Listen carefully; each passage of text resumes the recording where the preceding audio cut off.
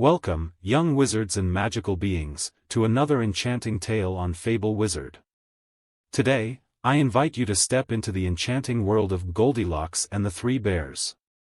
Gather around as we delve into the charming forest where a curious encounter awaits. Once upon a time there were three bears, who lived together in a house of their own, in a wood. One of them was a little wee bear, and one was a middle-sized bear, and the other was a great big bear. They had each a bowl for their porridge, a little bowl for the little wee bear, and a middle-sized bowl for the middle-sized bear, and a great bowl for the great big bear.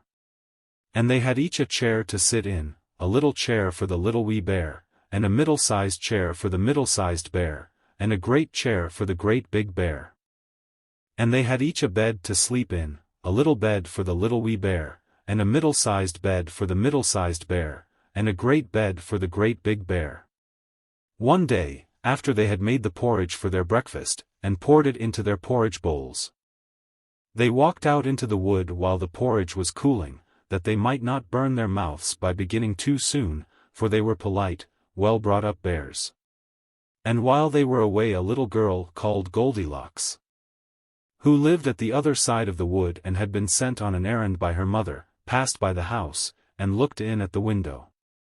And then she peeped in at the keyhole, for she was not at all a well-brought-up little girl. Then seeing nobody in the house she lifted the latch.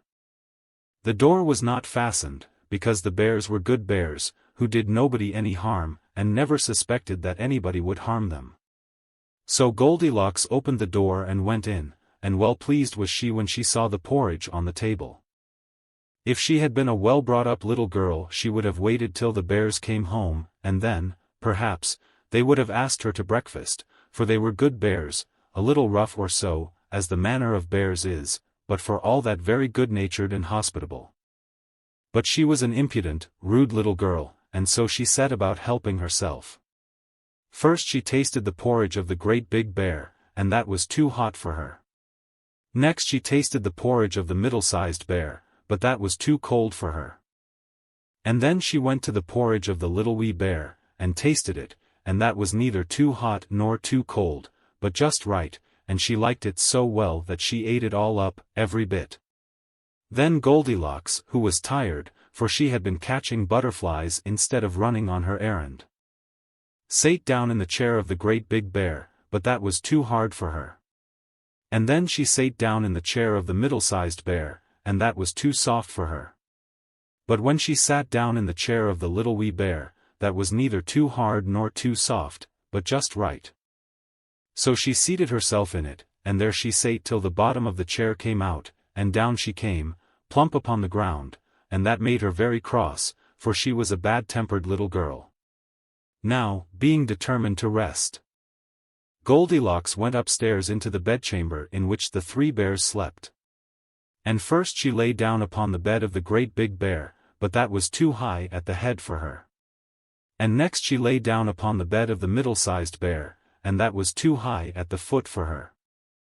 And then she lay down upon the bed of the little wee bear, and that was neither too high at the head nor at the foot, but just right. So she covered herself up comfortably, and lay there till she fell fast asleep. By this time the three bears thought their porridge would be cool enough for them to eat it properly, so they came home to breakfast. Now careless Goldilocks had left the spoon of the great big bear standing in his porridge. "Somebody has been at my porridge," said the great big bear in his great, rough, gruff voice. Then the middle-sized bear looked at his porridge and saw the spoon was standing in it too. "Somebody has been at my porridge," said the middle-sized bear in his middle-sized voice. Then the little wee bear looked at his. And there was the spoon in the porridge bowl, but the porridge was all gone. "Somebody has been at my porridge, and has eaten it all up," said the little wee bear in his little wee voice. Upon this the three bears, seeing that someone had entered their house, and eaten up the little wee bear's breakfast, began to look about them. Now the careless Goldilocks had not put the hard cushion straight when she rose from the chair of the great big bear. "Somebody has been sitting in my chair," said the great big bear in his great, rough, gruff voice. And the careless Goldilocks had squatted down the soft cushion of the middle-sized bear. "Somebody has been sitting in my chair," said the middle-sized bear in his middle-sized voice. "Somebody has been sitting in my chair, and has sate the bottom through," said the little wee bear in his little wee voice. Then the three bears thought they had better make further search in case it was a burglar, so they went upstairs into their bedchamber. Now Goldilocks had pulled the pillow of the great big bear out of its place. "Somebody has been lying in my bed," said the great big bear in his great, rough, gruff voice. And Goldilocks had pulled the bolster of the middle-sized bear out of its place. "Somebody has been lying in my bed," said the middle-sized bear in his middle-sized voice. But when the little wee bear came to look at his bed, there was the bolster in its place. And the pillow was in its place upon the bolster. And upon the pillow there was Goldilocks's yellow head, which was not in its place, for she had no business there. "Somebody has been lying in my bed, and here she is still," said the little wee bear in his little wee voice. Now Goldilocks had heard in her sleep the great, rough, gruff voice of the great big bear, but she was so fast asleep that it was no more to her than the roaring of wind, or the rumbling of thunder. And she had heard the middle-sized voice of the middle-sized bear, but it was only as if she had heard someone speaking in a dream. But when she heard the little wee voice of the little wee bear, it was so sharp, and so shrill, that it awakened her at once. Up she started, and when she saw the three bears on one side of the bed, she tumbled herself out at the other, and ran to the window. Now the window was open, because the bears, like good, tidy bears, as they were, always opened their bedchamber window when they got up in the morning.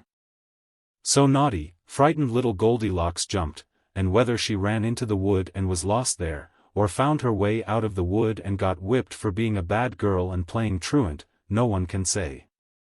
But the three bears never saw anything more of her. Concludes our magical journey through the tale of Goldilocks and the Three Bears. I hope you enjoyed this enchanting adventure in the realm of Fable Wizard. Don't forget to subscribe to Fable Wizard for more captivating tales.